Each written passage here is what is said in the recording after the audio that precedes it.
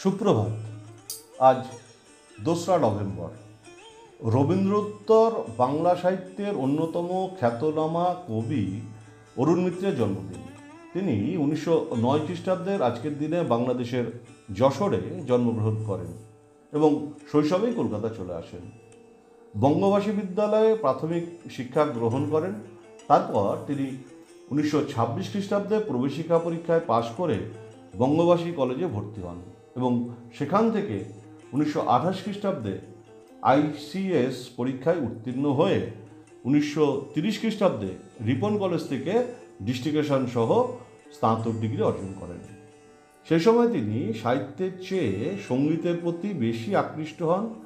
আরবি ও ফার্সি সাহিত্যের প্রতি আকৃষ্ট হয়ে ফরাসি ভাষা শিখতে শুরু করেন এবং কলকাতা বিশ্ববিদ্যালয়ে MA পড়া শুরু করেন। কিন্তু সাংসারিক দায়িত্বের চাপে MA পড়া অসমাপ্ত রেখে 1931 খ্রিস্টাব্দে আনন্দবাজার পত্রিকায় চাকরি নিয়ে কর্মজীবন শুরু করেন। আনন্দবাজার পত্রিকায় প্রায় 11 বছর চাকরি করায় তার সাংবাদিক, বুদ্ধিজীবী, কবি ও লেখক গোষ্ঠীর সঙ্গে বিশেষ পরিচিতি ঘটে। আনন্দবাজারের চাকরি ছেড়ে তিনি তার নিকট আত্মীয় সত্যেন্দ্র মজুমদারের সম্পাদিত অরুণী পত্রিকায় যোগ দেন।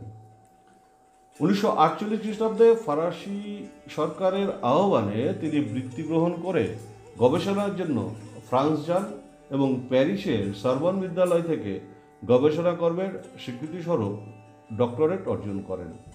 1952 খ্রিস্টাব্দে দেশে ফিরে এলাহাবাদ বিশ্ববিদ্যালয়ে ফরাসি ভাষা ও সাহিত্যের অধ্যাপকের পদে নিযুক্ত হন এবং 1972 খ্রিস্টাব্দে কর্মজীবন থেকে অবসর গ্রহণ করে কলকাতায় ফিরে আসেন। তিনি মাত্র 16 বছর বয়সে বেনু কিশোর পত্রিকায় তার প্রথম কবিতা প্রকাশ করেন। তার মৌলিক কাব্যগ্রন্থগুলি প্রান্তরেখা, উৎসের দিকে, ঘনিষ্ঠ তাপ, মঞ্চের বাইরে মাটিতে, শুধু রাতের শব্দ নয়, প্রথম পলি শেষ পাথর এবং খুঁজতে খুঁজতে এত দূর। শুধু রাতের শব্দ নয় কাব্যগ্রন্থটি 1979 খ্রিস্টাব্দে রবীন্দ্র পুরস্কার এবং খুঁজতে খুঁজতে এত দূর কাব্যগ্রন্থটি 1987 খ্রিস্টাব্দে সাহিত্য একাডেমি পুরস্কারে সম্মানিত হয়।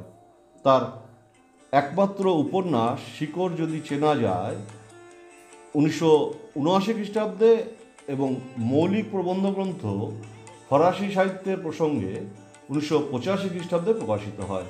এছাড়া তিনি অনেক গ্রন্থ অনুবাদ করেছেন, যার মধ্যে ভারত, আজ ও আগামীকাল, সে এক ঝোড়ো বছর, গাছের কথা ইত্যাদি উল্লেখযোগ্য।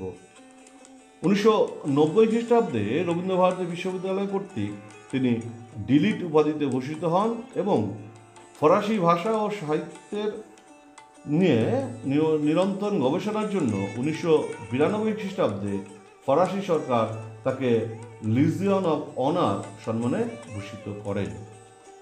2000 সালের 22শে আগস্ট কলকাতায় তিনি শেষ নিঃশ্বাস ত্যাগ করেন।